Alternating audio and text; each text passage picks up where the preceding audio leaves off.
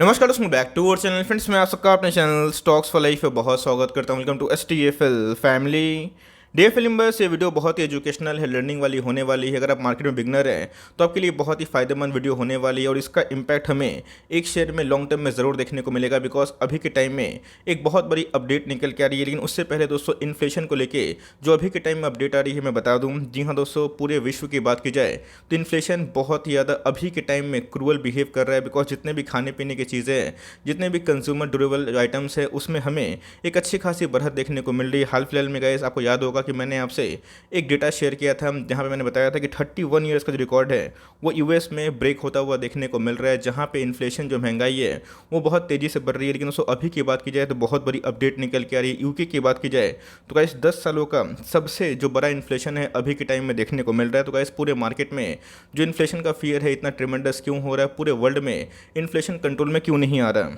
तो अच्छे से याद होगा, जब कोरोना पैंडेमिक आया था उस समय जितने भी बैंक एनबीएफसी थे वो काफ़ी हद तक टूट चुके थे, जहाँ पे इकोनॉमी को ठीक करने के लिए आरबीआई की बात की जाए, फेड की बात की जाए तो उन्होंने क्या किया था, बहुत ज़्यादा डॉलर्स को प्रिंट किए थे।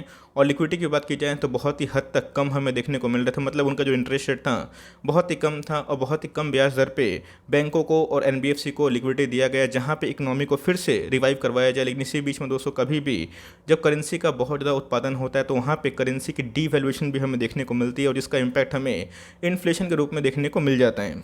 गाइस, हाल फिलहाल में ही आपने देखा होगा कैसे बहुत सारे स्टॉक्स ने अपने Q2 के नंबर्स पेश किए हैं, जिनके सेल्स तो काफ़ी बढ़िया थे, डिमांड भी अच्छी खासी राइज हुई। लेकिन उसी बीच में जो उनके प्रॉफिट थे वो बहुत ही हद तक हमें कम होते हुए देखने को मिले और इसका जो इम्पैक्ट है वो गाइस हमें इन्फ्लेशन के रूप में ही देखने को मिला। बट दोस्तों, मैंने आपको हमेशा बताया कि स्टॉक मार्केट में कोई ना कोई न्यूज़ हमेशा रहेगी और कोई ना कोई नेगेटिव न्यूज़ हमेशा होती है। इसके पहले कोविड था, उसके बाद दोस्तों बॉन्ड यील्ड की न्यूज़ आई, उसके बाद बात की जाए बहुत जगह पे जो पॉलिटिकल इवेंट है वो हमें देखने को मिले और अभी की बात की जाए तो बस इन्फ्लेशन देखने को मिल रहा है। तो इसका सोल्यूशन क्या है, जो लिक्विडिटी अभी बहुत ज़्यादा इन्हेंस होते हुए देखने को मिल रही है, अगर उसके ऊपर आरबीआई, फेडरल रिजर्व अगर थोड़ा सा प्रतिबंध लगाते हैं, लिक्विडिटी को थोड़ा सा लेते हैं, तो इससे इन्फ्लेशन का जो रेट है वो थोड़ा कम हो सकता है। और इससे पूरे वर्ल्ड को आवश्यकता भी है, बिकॉज खाने पीने से लेके सारे चीज़ काफ़ी महंगे हो गए हैं। अगर आपने रिसेंटली घर बनाया होगा, आपने देखा होगा कि बहुत सारे जो कच्चे पदार्थ हैं उसका जो भाव है वो बहुत तेज़ी से बढ़ रहा है। स्टील की बात की जाए, सीमेंट की बात की जाए, उसमें भी हमें बहुत ही ज़्यादा एक्सलेशन देखने को मिल रहा है।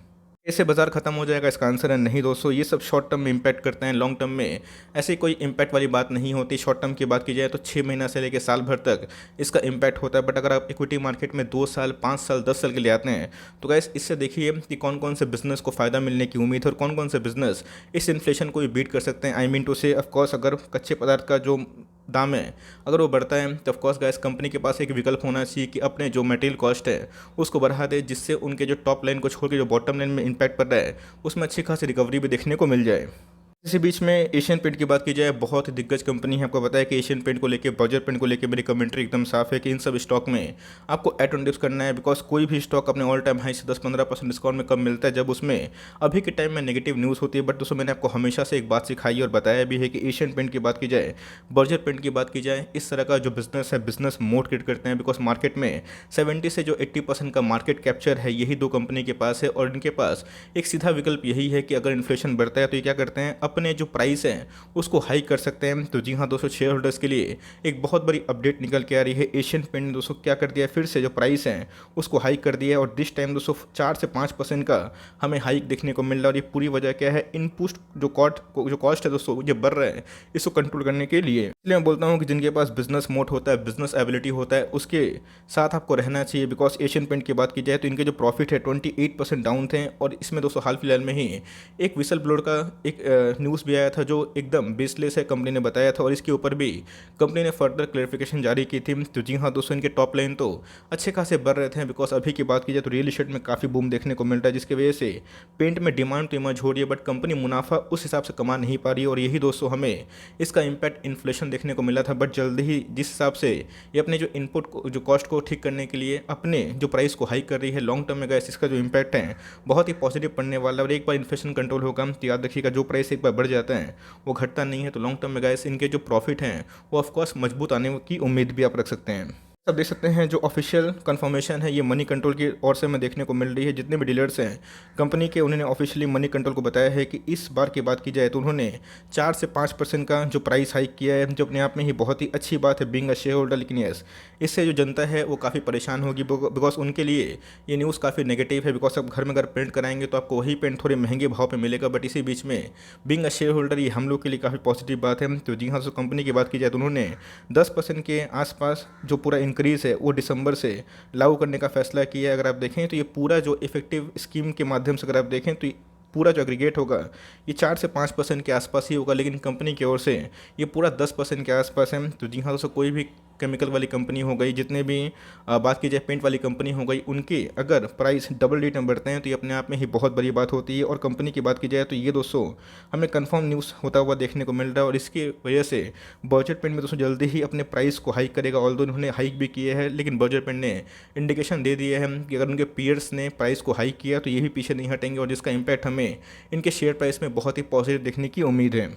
इसी की वजह से अगर आप देखें तो एशियन पेंट में आज हमें 2.5% के आसपास तो ये देखने को मिल रही थी। ऑल्दो इंटरडे हाई की बात की जाए तो ऑलमोस्ट 3% के आसपास बनाता हुआ देखने को मिला, जहाँ पे मार्केट में आज थोड़ी सी वीकनेस हमें देखने को मिली थी। तो जी हाँ दोस्तों, ये जो मूव है इसको इन्वेस्टर ने थम्स अप किया। इसके पहले भी गए से 3,000 के नीचे गया था, मैंने बताया था आपको पैनिक नहीं करना है, बिकॉज ये सब जो कंपनी होती है, बाजार चाहे गिरे या फिर भागे, ये सब कंपनी के पास एक बिजनेस मोड होता है, कॉम्पिटिटिव एडवांटेज होता है लॉन्ग टर्म तक। ये सब कंपनी में ऑफकोर्स एक रिस्क होता है 10 से 15% के आसपास, लेकिन वो रिस्क आपको हमेशा मार्केट में चलना लेके पड़ेगा। बिकॉज अगर आप 10, 15, 20% के आसपास रिस्क लेना नहीं चाहते हैं तो इक्विटी मार्केट में शायद दोस्तों आपके पैसे नहीं बनेंगे। बिकॉज कभी भी 10-15% के आसपास गिरावट एकदम आम सी बात होती है, लेकिन उसके अगेंस्ट में आपको रिवॉर्ड कितना मिलेगा लॉन्ग टर्म में, ये बहुत ही इंपॉर्टेंट हो जाता है।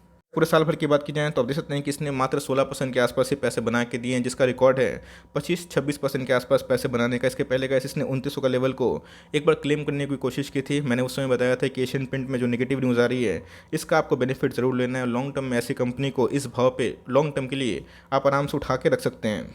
इसकी बात की जाए तो आप देख सकते हैं कि चाहे इन्फ्लेशन हो या फिर कुछ भी एक्टिविटी हो, इसमें बहुत ही कम गिरावट हमें देखने को मिलती है, और इन सब के बिना शायद पोर्टफोलियो अधूरा है। तो जी हाँ दोस्तों, अगर आप लॉन्ग टर्म में मजबूत पोर्टफोलियो बिल्ड करना चाहते हैं और उसमें एक अच्छा घोड़ा चूज़ करना चाहते हैं जिनके बिजनेस सेफ एंड साउंड हो, जिसका बिजनेस में काफ़ी मोट हो, तो मेरे हिसाब से गाइस फॉर लॉन्ग टर्म आप इसको आराम से कंक्लूड कर सकते हैं। बिकॉज 5 ईयर्स में अगर आप देखें तो इसने 1 लाख को 3.5 लाख के आसपास बनाया है, जो दोस्तों पूरे साल भर में अभी तक ऐसा कोई बड़ा रनअप नहीं दिया है।